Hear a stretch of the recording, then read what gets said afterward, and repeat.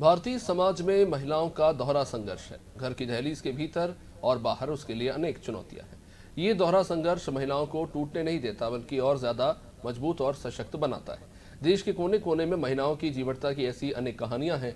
इन महिलाओं ने कठिन संघर्ष के बीच अपना मुकाम बनाया है। इनमें से एक है नसरुल्लागंज की सुश्री अनीता श्रीवास्तव। नसरुल्लागंज के निकट एक छोटा सा गांव है लाड़कुई। लाड़कुई में लाड़ प्यार से पली अनीता के जीवन में उस वक्त तूफान आ गया जब 19 वर्ष की उम्र में ही पिता का साया उनके सर से उठ गया। पिता वन परिक्षेत्र में बाबू के पद पर पदस्थ थे। उनके देहांत के बाद सारी जिम्मेदारी अनीता के कंधे पर आ गई। मजबूत इरादों वाली अनीता ने हिम्मत नहीं हारी। उन्होंने लगातार संघर्ष किया। परिवार में दोनों बड़ी बहनों को संबल दिया। अपने से छोटे 2 भाई बहनों का सहारा बनी।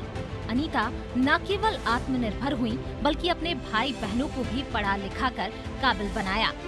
आज लिटिल कॉन्वेंट स्कूल की संचालिका के रूप में उनकी अलग पहचान है। छोटे स्तर से प्रारंभ हुआ यह स्कूल अब हायर सेकेंडरी तक पहुंच गया है। कोरोना संकट के दौरान भी अनीता ने गरीब तबके की दिल खोलकर सहायता की। वह लाड़कुई महिला मोर्चा की मंडल अध्यक्ष भी हैं। आर्थिक स्थिति बहुत ज़्यादा कमजोर थी और फिर मैंने लाड़कुई में एक प्राइवेट स्कूल में 150 रुपये से नौकरी करी।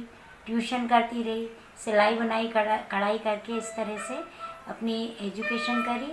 और इस बीच मेरे पापा एक्सपायर हो गए थे, तो दोनों बहन भाइयों का सारी पढ़ाई का खर्चा न सब मैंने ही करती रही। और इस प्राइवेट स्कूल में नौकरी करी। छोटा सा स्कूल था, 150 रुपये मुझे मिलते थे। फिर मैंने अपना खुद का स्कूल डाला। शुरू में मेरे स्कूल में 5 बच्चे थे। मैंने खुद इतनी पढ़ाई गरीबी से करी कि मेरी 5 डिग्री कंप्लीट करने में मेरे पास फार्म भरने तक के पैसे नहीं रहा करते थे, और पढ़ाई की किताबें तो रहना संभव ही नहीं था। इसी सारे कारणों को देखते हुए मेरे स्कूल में जो भी बच्चे रहे, उनकी कई बच्चों की मैं फीस भी नहीं लेती हूँ और उनको पढ़ाती हूँ।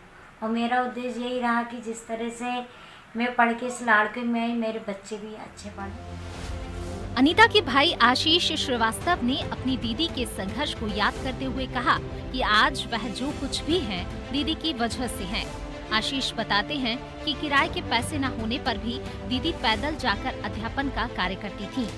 उन्होंने अपने सभी भाई बहनों को पढ़ाया लिखाया।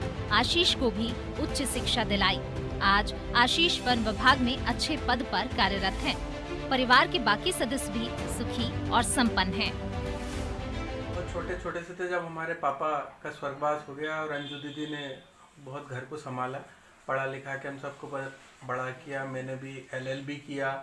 करने के बाद बहुत परिस्थितियाँ ऐसी होती थी कि नसरुल्लागंज जाने को पैसा नहीं होता था किराए का, तो पैदल जाके शिक्षा दीक्षा करी। लेकिन हम लोगों ने हिम्मत नहीं हारी, दीदी भी करती रही, हम भी ट्यूशन पढ़ाते रहे। उनके सहयोग से आज इस मुकाम पे हुआ। फिर मैं फॉरेस्ट में वन रक्षक के पद पर अभी यहाँ लाड़कुई में पदस्थ हूँ।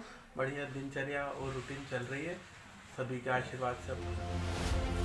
परिवार को काबिल बनाना भी देश को ताकतवर बनाने के समान है। कठिन परिस्थितियों में बहुत से लोग राह भटक जाते हैं, लेकिन अनीता जैसी सशक्त महिलाएं अपना मार्ग तय करती हैं और दूसरों को भी रास्ता दिखाती हैं। इस महिला दिवस पर अनीता के जज्बे को सलाम है। नसरुल्ला